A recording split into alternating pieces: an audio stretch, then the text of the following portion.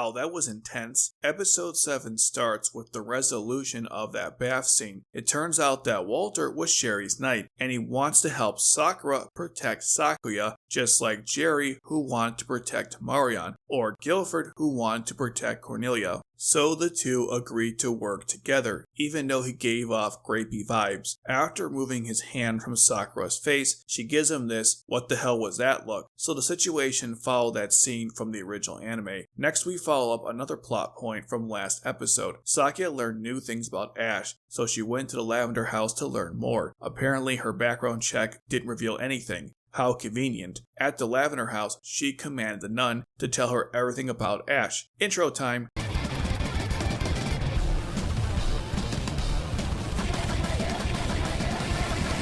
After that colorful intro, we see Ash training with Munamori, Oda, and Haruka.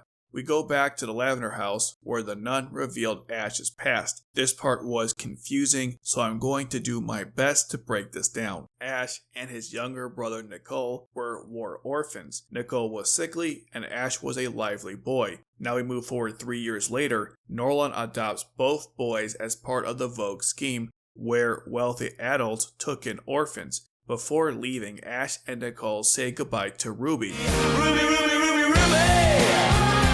They promise to reunite one day. They're all so adorable. I hope nothing bad happens to them. Also, we can see that everyone is visibly 3 years older now, especially Nara. Then the boys arrive at Norlon's mansion, somehow. At the mansion, Ash promises to do whatever it takes so Nicole can stay despite his illness. Apparently, Norlon hates weak people, just like Charles. Also, once again, we have a situation where there's a sickly younger sibling, and the older one does whatever they can to protect them. Then we go back to the training scene. So Ash defeats Haruka, but not without the show showing us those lovely Ash shots. Ash explained why he lost. Then the episode goes back to the flashback where we see Ash training with Kristoff. Kristoff told Ash the same piece of information. This reminded me of Zaku's training and encounter with Toto. During this scene, Ash's hair is visibly longer, so some time has passed, but I assume it hasn't been a year since his adoption. By the way, if you're enjoying the video and finding value in this content, please consider liking the video and subscribing to the channel. On this channel, I'm covering Roze of Recapture and everything else Code Geass related. I even plan to branch out to cover other things, and your support goes a long way to allow me to do this. Now, back to the recap. Next, we move on to the Nightmare Frame training, where Ash fights a young Arnold, who is convinced he will have glory on the battlefield. Oh, don't worry, you will. During the training, Ash easily defeats Arnold, and then we see Bismarck watching. He disapproves of Ash's fighting style.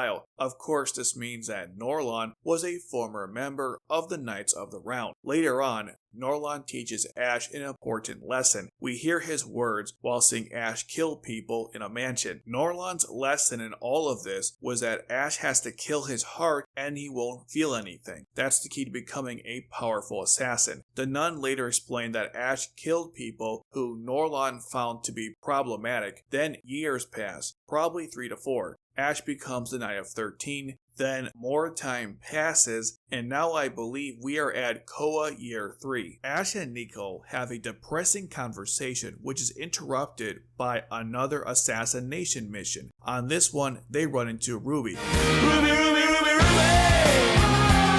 Who Ash can't kill, but Nico does. The mission ended up as a failure. Ash and Nico later joined the other Einberg members to talk about it. Ash takes the blame, but then Nico feels bad and takes the blame for him. After stating if he wasn't around, Ash would be better off, Norlon killed him. Ash loses it, but Kristoff held him down. Nara decides to imprison him instead of killing him. Her character was ruined in this episode, so no more compliments for a while. What's the matter with you? Cecile, by comparison, is much smarter, prettier, and kinder. Oh damn. You know what? There's something that needs my attention, so I'm gonna take a quick break from this recap. I will be right back.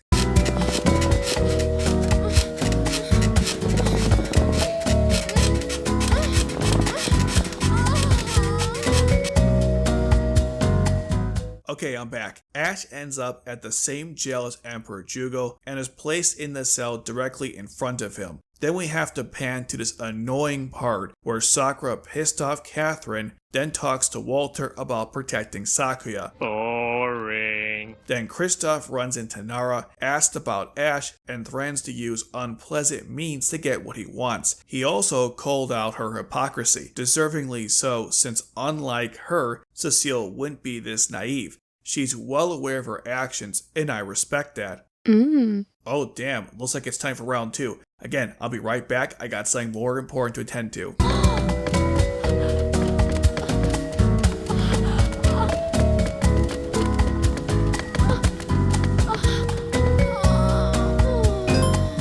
Okay, let's continue. Back at the flashback, Jugo and Ash became friends. I think this might be Koa year 6 or 7, since Norlon has the Okaido block, Ash looks older, and Jugo is still alive. Later on, the guard informs Jugo of his upcoming execution. We will call him Evil Guard.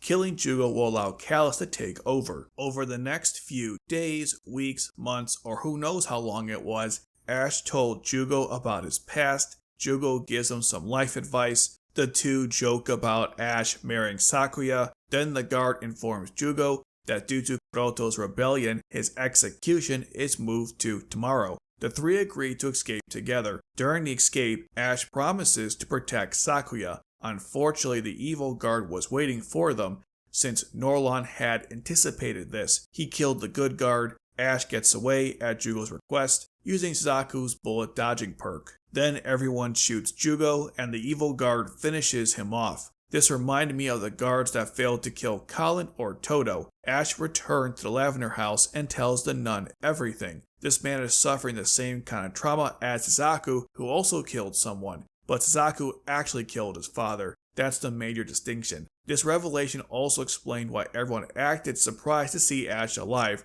only it made more sense in the original anime with Lelouch. After learning all of this, Sakuya reflects on her horrible actions. We see another flashback which revealed the exact command she gave to Ash, which was, drum roll please.